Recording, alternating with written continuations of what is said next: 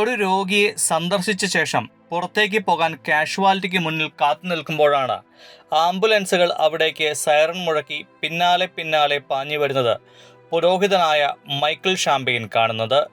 ജീവനും മരണത്തിനുമിടയിലൂടെ കടന്നുപോകുന്ന രോഗികളായിരുന്നു അതിലെല്ലാം.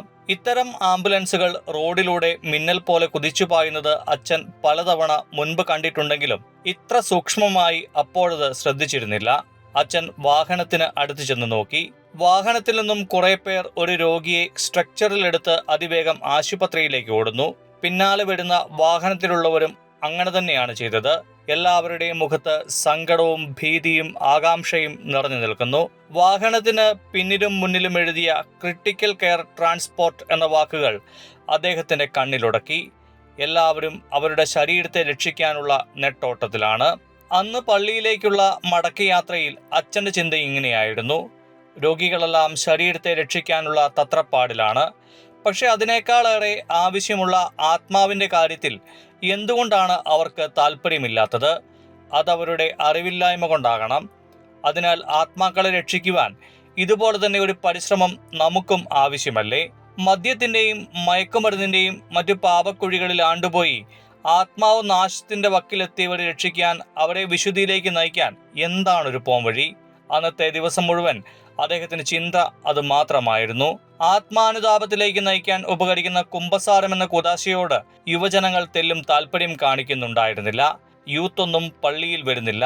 അവർക്ക് കുമ്പസാരവും വേണ്ട, കുർബാനയും വേണ്ട എന്നായിരുന്നു വൈദികരുടെ ചിന്ത. അതുകൊണ്ട് പള്ളിയിൽ താല്പര്യമുള്ളവർ വരട്ടെ എന്ന് കരുതി കാത്തിരുന്ന മറ്റു വൈദികരോടെല്ലാം അദ്ദേഹം തന്റെ ആശയങ്ങൾ പങ്കുവച്ചു. യുവാക്കൾ പള്ളിയിലെത്തണമെങ്കിൽ അവർക്ക് പാപബോധവും അനുതാപവും ഉണ്ടാകണം. ആ ഇടയ്ക്ക് ഫ്രാൻസിസ് പാപ്പ കുമ്പസാരത്തെക്കുറിച്ച് പറഞ്ഞ വാക്കുകൾ അച്ഛനെ ഏറെ ആകർഷിച്ചിരുന്നു. പിന്നെ ഫാദർ മൈക്കിൾ ഒന്നും ആലോചിച്ചില്ല. ഒരു പഴയ ആംബുലൻസ് വിലയ്ക്ക് വാങ്ങി അത് കുറച്ച് ആകർഷകമാക്കി പെയിന്റ് അടിച്ചു.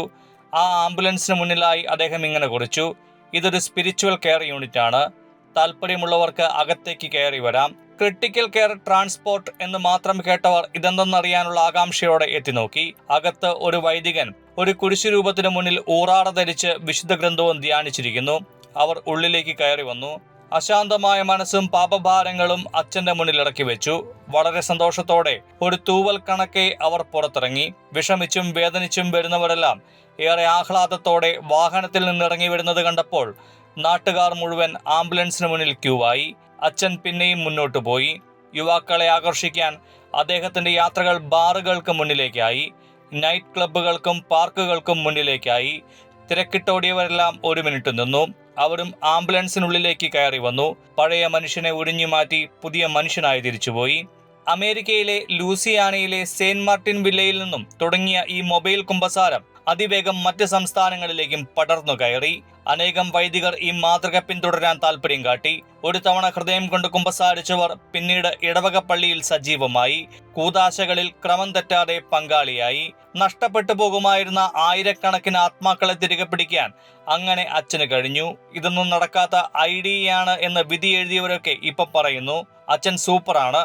അച്ഛൻ ആരംഭിച്ച മൊബൈൽ കൺഫെഷൻ ഇപ്പോൾ 10ാം വർഷത്തിലേക്ക് നീങ്ങുന്നു. ഒന്നോർത്താൽ ഈശോ ചെയ്തതും ഇതൊക്കെ തന്നെയല്ലേ? തെരുവീഥികളിലും നാൽക്കവലകളിലുമൊക്കെ പോയി അവൻ ദൈവവചനം പ്രഘോഷിച്ചു. അനേകർ അത് കേട്ട് മാനസാന്തരത്തിലേക്ക് കടന്നു വന്നു. ഇന്ന് കാലം മാറി. എല്ലാവർക്കും തിരക്കായി. ജീവിതത്തിന്റെ നെട്ടോട്ടത്തിനിടയിൽ ആളുകൾക്ക് കുമ്പസാരക്കൂട് തേടി വരാൻ കഴിയാത്തപ്പോൾ കുമ്പസാരക്കൂട് അവരെ തേടി അങ്ങോട്ട് പോകണം. നഷ്ടപ്പെട്ട ആടിനെ തേടി വരുന്ന ഇടയനെ പോലെ. സ്പിരിച്വൽ കെയർ യൂണിറ്റ് അതിനുള്ള ഏറ്റവും നല്ല വഴിയാണ്. ഒരിക്കൽ കുമ്പസാരിച്ചു പോയവർ പിന്നീട് മറ്റൊരാളെയും കൂട്ടി മടങ്ങി വരുന്നു. അവരും അനുതപിച്ചു മടങ്ങുന്നു. അനുതപിക്കുന്ന പാപിയെക്കുറിച്ച് സ്വർഗത്തിൽ വലിയ സന്തോഷമാണെങ്കിൽ ആ സന്തോഷത്തിലേക്ക് ദൈവം തന്നെയും ചേർക്കുന്നു.